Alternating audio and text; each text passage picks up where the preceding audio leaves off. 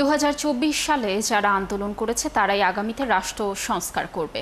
সোমবার উত্তরায় শহীদ মীর মুগ্ধ মঞ্চের উদ্বোধনী অনুষ্ঠানে এমন মন্তব্য করেন উপদেষ্টা ফরিদা আক্তার।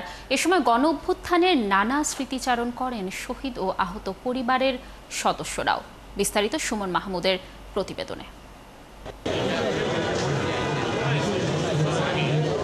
রাজধানীর উত্তরায় রবীন্দ্র সরোবরে শহীদ মীর মুগ্ধ মঞ্চের উদ্বোধনের আয়োজন করে ঢাকা উত্তর সিটি কর্পোরেশন।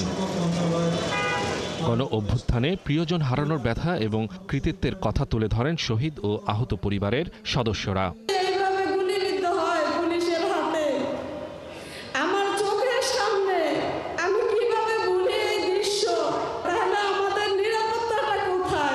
জুলাই সনদ এবং জুলাই ঘোষণাপত্রে আমাদের শহীদ এবং আহতদের কথা না থাকে, তাদের মতামত যদি না হয়, এই জুলাই সনদ কখনো বাংলাদেশের মানুষ মেনে নেবে না।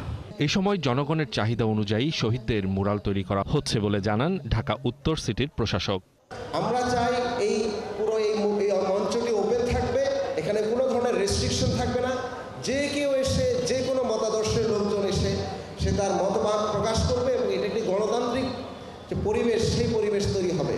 আর এনসিপির একজন নেতা বলেন যে পরিবর্তনের আশায় শহীদরা রক্ত দিয়েছেন, সেই অনুযায়ী সংস্কার না হলে জাতি প্রতারিত হবে। যে পরিবর্তনের আশায় শহীদরা রক্ত দিয়েছেন, আমাদের আহতরা গুলির ভয় না করে মাঠে নেমে গিয়েছেন, সেই সংস্কারগুলো আসলে না হলে জাতি বারবার প্রতারিত হবে, এটা আসলে আমরা আর মেনে নিব না।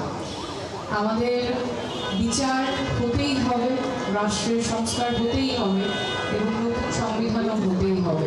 এ সময় উপদেষ্টা বলেন, মানুষের বুকে গুলি করার মতো কোনো পুলিশ বাহিনী যেন তৈরি না হয়, সেই সংস্কারও করতে হবে।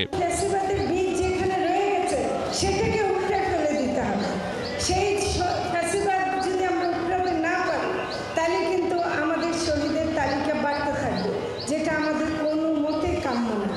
আর একটি মায়ের বুক যেন খালি না হয়, আরেকটি বাবাকে যেন তার সন্তানের লাশ কাঁধে বহন করতে না হয়, আমরা সেই দিনের দিকে তাকিয়ে থাকব।